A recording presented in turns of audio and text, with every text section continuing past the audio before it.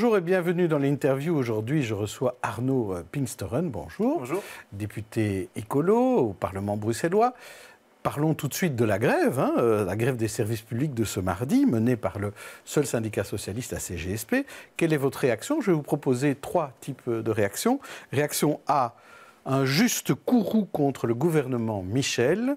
Réaction B, une grève très politique au service du PS. Réponse C, une journée d'embouteillage en plus. Alors, quelle est votre réaction, Arnaud Pinksteren? Alors, je pense que c'est une grève très politique, mais je ne crois pas qu'elle soit au service du PS. C'est une grève très politique qui veut dénoncer les agissements du gouvernement fédéral. Je pense qu'il y a d'autres partis dans l'opposition fédérale qui les dénoncent. Par exemple. Écolo Groen, par exemple. Ouais.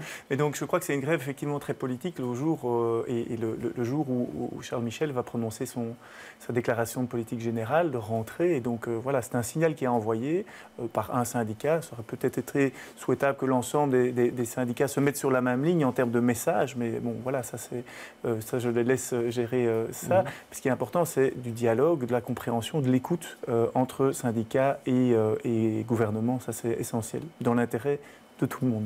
Alors, c'est la troisième année de Charles Michel, du gouvernement Michel. L'anniversaire, c'est maintenant. Est-ce que vous n'avez pas l'impression que l'opposition est un peu plus faible aujourd'hui qu'il y a 3 ans ? En ce qui concerne Écolo, Groen, absolument pas. Et je pense qu'on est de plus en plus crédible et de plus en plus propositionnel. Et donc Charles Michel se voit dans l'obligation aussi d'intégrer toute une série de dynamiques qui sont proposées par l'opposition écologiste. Donc en ce qui nous concerne, j'ai l'impression que c'est plutôt une montée en puissance qu'un affaiblissement. Alors ce qui touche les Bruxellois et les nafteurs aussi, depuis vendredi soir, on a fermé en catastrophe le viaduc Herman de Brou. Comment qualifiez-vous la gestion de ce dossier par le gouvernement bruxellois?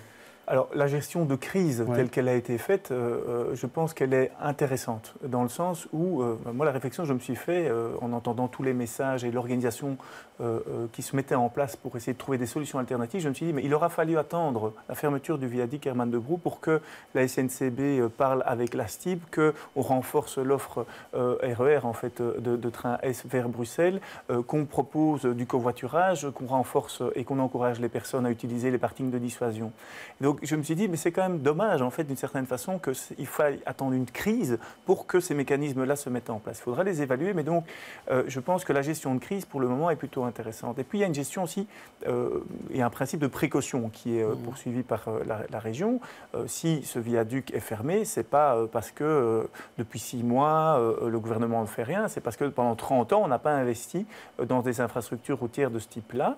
La région n'avait pas les moyens, et avant ça, d'autres pouvoirs politiques ou publics. Et donc ici, la région fait une analyse, constate qu'il y a un problème, le ferme de façon préventive. Je pense que c'est mieux que de prendre des risques. Il faut trouver des solutions de long terme. Là-dessus, on attend encore un peu. On va en parler. Mais d'abord, en fait, on tire les leçons de la commission tunnel, puisqu'on a dit qu'il faut quand même voir tous les tunnels, tous les ponts, toutes les infrastructures. Oui, tout à fait. Mais alors, l'autre leçon, c'était aussi de se dire, OK, il faut qu'on imagine des investissements publics, on imagine un rythme d'investissement public pour entretenir nos ouvrages. Ce qui n'a pas été fait, c'est les arbitrages, les priorisations en matière d'investissement public. Je disais ce matin qu'il faudrait 5 milliards en fait, pour rencontrer l'ensemble des investissements publics et en travaux publics nécessaires à Bruxelles. C'est un petit peu moins que le budget annuel de la région bruxelloise. Donc on mesure l'ampleur de la tâche. Où on va trouver cet argent? Quelle politique va-t-on arrêter? Quelle politique va-t-on sacrifier pour construire ou rénover un viaduc? Voilà, c'est facile de critiquer. J'entends certains partis de l'opposition qui ont de la critique facile et parfois même personnelle par rapport au ministre en charge aujourd'hui. Je pense qu'il est plutôt et plus responsable en tant que politique de réfléchir aux solutions structurelles, de ne pas mentir aux gens en disant il faudra faire des choix. Et peut-être que l'heure des choix a sonné. Alors en matière de choix, on peut aussi dire qu'on parle des infrastructures, là on parle de viaducs et tunnels, mais on a vu les dernières semaines, en matière de conduite d'eau, qu'il y avait aussi de l'argent à investir là-dedans. Oui. Alors qu'est-ce qu'il faut arrêter de construire? Le métro, vous allez me dire. Oui, alors déjà, je pense qu'il faut réfléchir à des solutions structurelles en matière de mobilité qui soient de court terme et finançables. Et donc, nous, on n'a rien contre le métro dans l'absolu. C'est un outil qui permet de se déplacer très rapidement. Il existe et c'est très bien. Maintenant, étendre le métro, et la solution que Pascal Smet évoquait hier en disant on va trouver une solution, on va étendre le métro jusqu'au Rouge-Croix.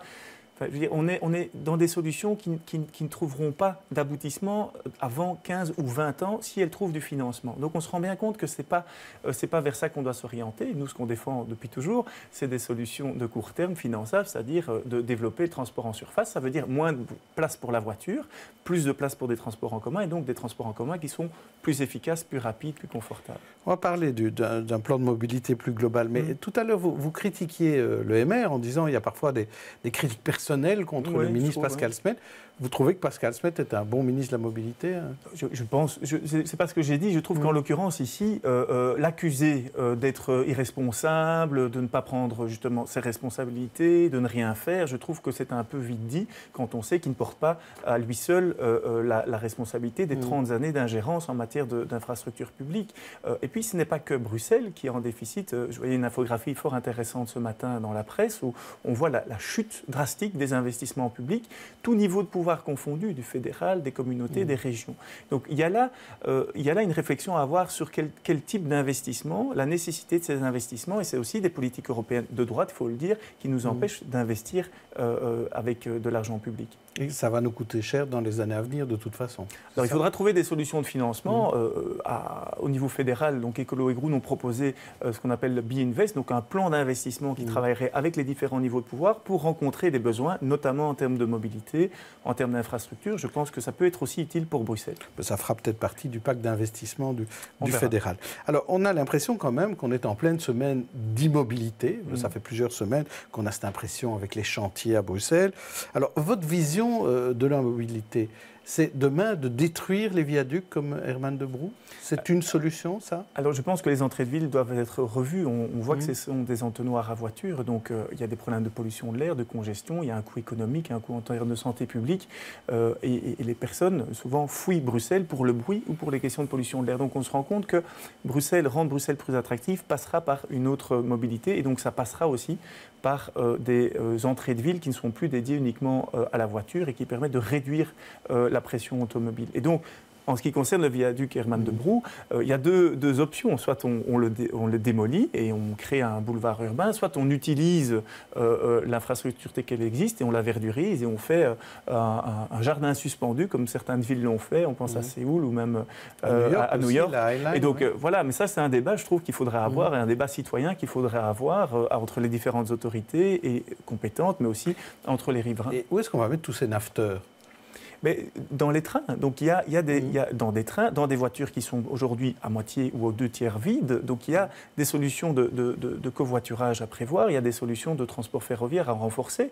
On le dit depuis toujours, le REB, le RER, du covoiturage et des transports publics de surface renforcés, ça nous semble pourtant tellement évident, plutôt que de hurler au loup et de dire qu'il faut investir des milliards dans des tunnels et dans des viaducs. Venons-en aux solutions. Quelles sont les solutions et les options qui sont sur la table et quels arbitrages nous faisons? Alors, on a parfois dit que Écolo, c'était un parti anti-bagnole. Et peut-être une preuve de cela, c'est hier, en commission des finances, vous ne trouvez pas normal qu'on demande à la FEBIAC d'être expert parmi des experts qui doivent réfléchir à la future fiscalité des voitures à Bruxelles. Qu'est-ce que vous lui voulez à la FEBIAC, pauvre FEBIAC? Pas grand-chose. Ouais. Donc, pour recontextualiser un petit peu, donc, on régionalise la fiscalité automobile. Donc, c'est un outil complémentaire à la zone de basse émission, à tout ce qui est mis en place donc en matière de taxe de mise en circulation. Voilà. Donc, on pourrait, par exemple, faire en sorte qu'on taxe plus à l'usage qu'à la possession, par exemple. Hein, donc, que ça soit plus environnementalement réfléchi. On peut imaginer aussi que certains véhicules plus polluants soient plus coûteux au niveau de la fiscalité que d'autres. Donc on peut favoriser certains types d'achats. Alors il y a un comité d'experts qui se met en place pour réfléchir à ça. On a toute une série d'académiques d'une série d'universités. Et puis on a la FEBIAC qui est là. La FEBIAC, sa mission statement, que j'ai relu à M. Van Engel hier lors de nos débats, c'est de défendre les intérêts de l'industrie automobile. Donc c'est de vendre plus de voitures. Donc moi je n'ai rien contre le fait que ce soit leur raison d'être. Ce qui m'inquiète plus, c'est que le gouvernement s'entoure de ce type de lobbyistes pour redéfinir une politique fiscale et environnementale. Alors à ce titre-là, on pourrait aussi inviter d'autres lobbyistes environnementaux, par exemple, ou des personnes soucieuses de la santé publique pour rééquilibrer. Donc aucun problème que le gouvernement consulte la FEBIAC, mais un gros problème, vraiment, que la FEBIAC soit considérés avec la même neutralité, je dirais, que des académiques. Alors, la zone de basse émission, vous en avez parlé tout à l'heure, mais vous trouvez qu'elle n'est pas assez basse pour vous? Vous trouvez qu'il faut aller plus loin, notamment pour les véhicules diesel? Il faudrait tous les interdire en 2025. Est-ce que c'est réaliste? Oui, donc nous, ce qu'on propose, c'est qu'il y ait un trajet qui soit un peu plus ambitieux. Ce qu'on constate, c'est que même les diesels les plus performants aujourd'hui ne permettent pas d'être assurés quant aux émissions de CO2. On a tous en tête le Dieselgate, le VW, les problèmes de VW, etc. Donc, par rapport à ça, nous on se dit, prévenir vaut mieux que guérir. Et donc, essayons de développer un trajet qui interdise tout simplement et qui bannisse en fait le diesel de notre région. Et puis à l'échelle de la Belgique, sans doute aussi. Je pense que c'est un mouvement qu'on observe dans toutes les villes et qui est en fait inéluctable. On a, et on peut se donner 10 ans ou un peu moins pour mettre ça en place. Et on pense effectivement que la dernière étape de la zone de basse émission, qui consiste finalement à garder, soi-disant, les véhicules diesel les plus performants, pourrait être plutôt l'interdiction des véhicules diesel, tout simplement. On a l'impression, malgré tout, que les autres véhicules, les électriques, les hybrides, je ne parle pas de l'essence, mais tardent aussi quand même à arriver. On a l'impression qu'on n'arrivera jamais à être du tout électrique partout. C'est l'œuf et la poule. C'est-à-dire que si on met en place des infrastructures, de la réglementation, des incitants, à ce moment-là, les choses se débloquent. On l'a vu en matière d'énergie, de performance énergétique. C'est ce que nous avons mis en place pendant 10 ans. On a vu des résultats tout à fait remarquables. D'autres pays arrivent. La Norvège est quasi à un parc automobile qui s'est électrifié de façon assez spectaculaire. Donc c'est une question de volonté. Il faut mettre un moment en place l'ensemble des outils publics dans une direction, dans un sens et dans une stratégie bien déterminée. Merci Arnaud Pinksteren. Demain, je recevrai Daniel Baclen. On parlera pension, bien sûr. D'ici là, bonne journée et bonne soirée à tous.